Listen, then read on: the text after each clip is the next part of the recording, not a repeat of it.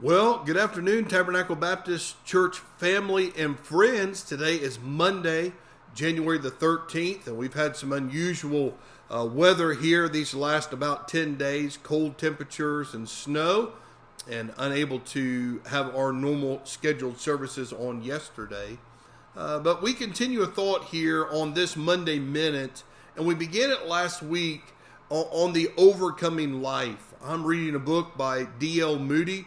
And last week we talked about Christian warfare and we talked about righteous living. You know, if we want to live a victorious Christian life, it comes down to removing the hindrances in our personal walk with God that would interfere with our fellowship with Him. And so last week we talked about righteous living, and I'll come back to our theme verse in 1 John chapter number 4. Verse number 4, the Bible says this: "Ye are of God, little children, and have overcome them, because greater is He that is in you than he that is in the world." Then we come over to 1 John chapter number 5, verses 4 and 5. The Bible says this: "For whatsoever is born of God overcometh the world, and this is the victory that overcometh the world, even our faith.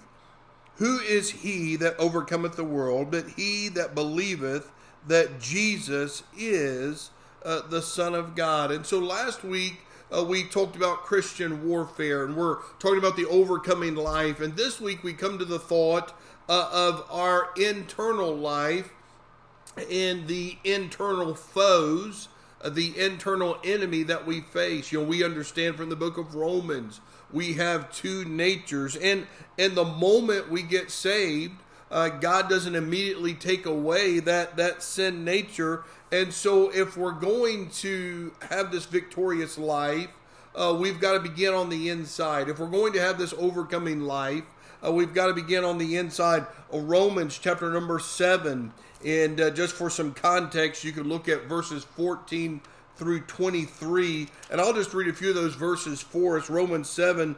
Verse 15, "For that which I do I allow not, for what I would that I do not, but what I hate that I do." Paul's talking about these two natures. "If then I do that which I would not, I consent unto the law that it is good. Now then it is no more I that doeth it, but sin that dwelleth in me." Verse 19, "For the good that I would I do not, but the evil which I would not, that I do." And he's talking about this internal discrepancy that he has. And we're thinking about this overcoming life. Galatians 5 and verse 17, "For the flesh lusteth against the spirit, and the spirit against the flesh, and these are contrary one to the other, so that ye cannot do the things that ye would."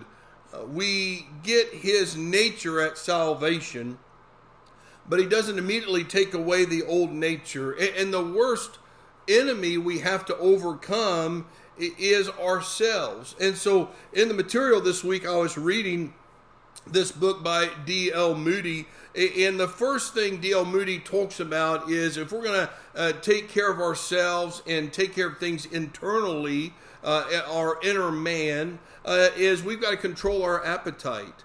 The idea that the desires we have. Of course, in the book, it was written in the late 1800s, and D.L. Moody references alcohol and men given to strong drink. And I could even say today, men have to control their appetite, not just in the matter of alcohol, but things on the entertainment choices we have and the food that we eat. And the idea that we as men, we as women, we as children of God need to monitor our appetite. The next thing he references here is our temper.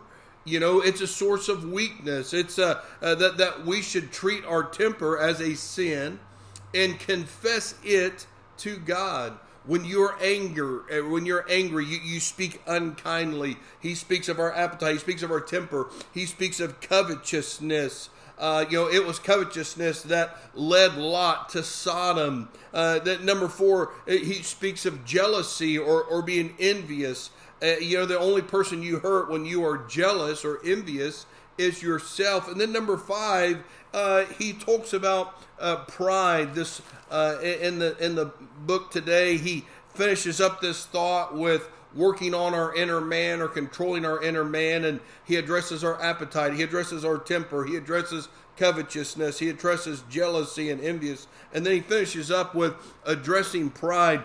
Proverbs 21 verse 4, an high look and a proud heart, and the plowing of the wicked is sin. And the idea that we should mortify that pride in our life. You know, we want to live an overcoming life.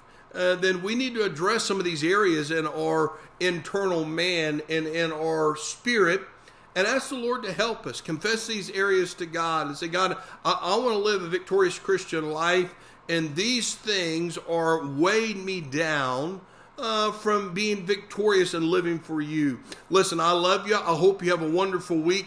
Looking forward to a great week ahead.